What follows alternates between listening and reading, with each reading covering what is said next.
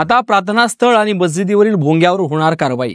मुख्यमंत्री देवेंद्र फडणवीस यांचा स्पष्ट इशारा। प्रार्थनास्थळावरील भोंग्यांना यापुढे सरसगट परवानगी दिली जाणार नाही, तसेच आवाजाची मर्यादा ओलांडणाऱ्यांना प्रार्थनास्थळावरील भोंग्यांची परवानगी रद्द केली जाईल, अशी माहिती मुख्यमंत्री देवेंद्र फडणवीस यांनी दिली। मुंबईसह महाराष्ट्रातील विविध भागातील प्रार्थनास्थळ आणि मशिदीवरील भोंग्यामुळे ध्वनी प्रदूषण होत असल्याचा मुद्दा विविध राजकीय पक्ष, सामाजिक संघटनांनी उपस्थित केला होता। मुंबई उच्च न्यायालयाने 25 जानेवारी 2025 रोजी आदेश देऊन मशिदीवरील सह प्रार्थनास्थळांकडून ध्वनी प्रदूषण प्रतिबंध नियमाचे उल्लंघन होणार नाही असे आदेश दिले होते, मात्र त्याची अंमलबजावणी होत नाही। हा मुद्दा भाजपाच्या आमदार देवयानी फरांदे यांनी आज विधानसभेमध्ये लक्षवेधी सूचनेद्वारे मांडला। उत्तर प्रदेश सरकारने ज्याप्रमाणे भोंग्यावर कारवाई केली आहे त्याप्रमाणे राज्य सरकारने कारवाई करणार का, असा प्रश्न आमदार फरांदे यांनी विचारला होता। यावर मुख्यमंत्री देवेंद्र फडणवीस यांनी सविस्तर उत्तर दिले। काय म्हणाले देवेंद्र फडणवीस? मुख्यमंत्री देवेंद्र फडणवीस म्हणाले, सर्वोच्च न्यायालयाने दिलेल्या आदेशानुसार कुठल्याही प्रार्थनास्थळावर भोंगे लावण्याआधी परवानगी घेतली पाहिजे। रात्री 10 वाजल्यापासून सकाळी 6 वाजेपर्यंत भोंगे बंद असले पाहिजे। सकाळी 6 ते रात्री 10 वाजण्याच्या कालावधीमध्ये दिवसा 55 डेसिबल आणि रात्री 44 डेसिबल आवाजा मर्यादा असली पाहिजे। कायद्यानुसार अधिक डेसिबलने भोंगे वाजत असतील तर त्यावर कारवाई करण्याचे अधिकार महाराष्ट्र प्रदूषण नियंत्रण मंडळाला केंद्रीय कायद्याने दिले आहेत। पोलिसांनी याची दखल घेऊन प्रदूषण नियंत्रण मंडळाला कळवायला हवे, अशी सध्या कायद्याची तरतूद आहे, मात्र याचा अवलंब सध्या होताना दिसत नाही। मुख्यमंत्री देवेंद्र फडणवीस पुढे म्हणाले की यापुढे कुठल्याही सरसगट भोंग्याची परवानगी देण्यात येणार नाही।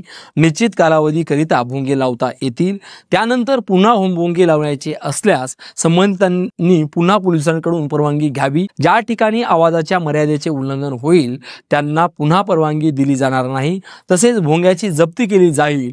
तसेच या नियमांचे तंतोतंत पालन होत आहे की नाही हे पाहण्याची जबाबदारी पोलीस निरीक्षकांची असेल। जर पोलीस निरीक्षकांनी यांचे तंतोतंत पालन केले नाही तर त्यांच्यावर कारवाई केली जाईल, असे मुख्यमंत्री तथा गृहमंत्री देवेंद्र फडणवीस यांनी लक्षवेधी उत्तर देताना स्पष्ट केले।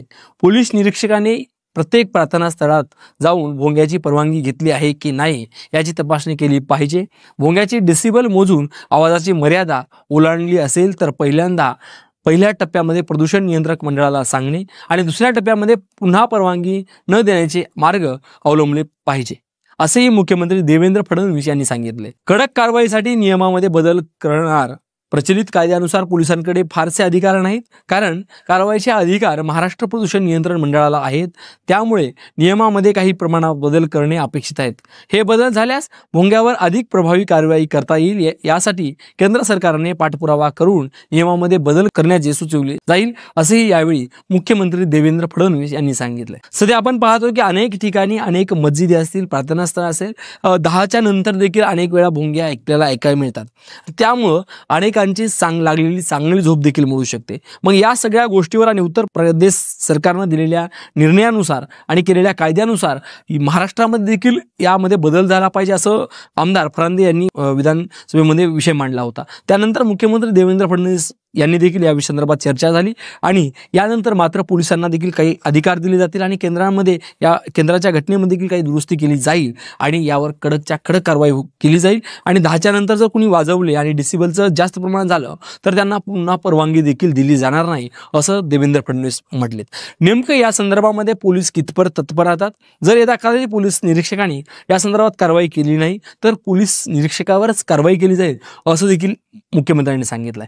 या संदर्भामध्ये तुम्हाला नेमकं काय वाटतं? पोलीस आणि महाराष्ट्र प्रदूषण मंडळ या संदर्भामध्ये कारवाई करेल का? आणि यामुळे जे भोंग्याचं डेसिबल वाढलंय आणि रात्री 10च्या नंतर आणि सकाळी 6च्या अगोदर वाजणारे भोंगे बंद होतील का, यावर नेमकं काय वाटतंय? नक्की तुम्ही आपल्या राजमुद्रा न्यूजच्या कॉमेंट बॉक्समध्ये टाकून आम्हाला कळवू शकता। धन्यवाद।